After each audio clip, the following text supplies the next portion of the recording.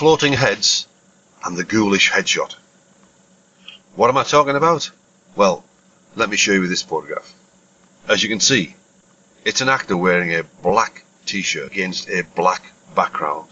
It's in black and white, and their face is quite white. So all you see is a floating head on a black background. These are very common in musical theatre headshots, but also you see lots of actors use this kind of headshot. There's a couple of issues to think about here. Do you want to be projected and seen as though you have a floating head? Is it too contrasting, too dynamic to see for the person viewing the photograph to spend time looking at you? So how do you combat this?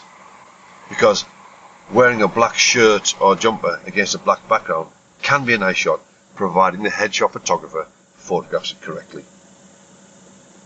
How do they do this? Well, they need to have a little bit of light on the backdrop to separate you from the backdrop. Or alternatively, they need to backlight the actor. With a little bit of backlight, it separates you from the backdrop and takes away that floating head feeling. Remember, your headshot only has seconds to impress the person looking at it, and the person you want to impress generally is the casting director.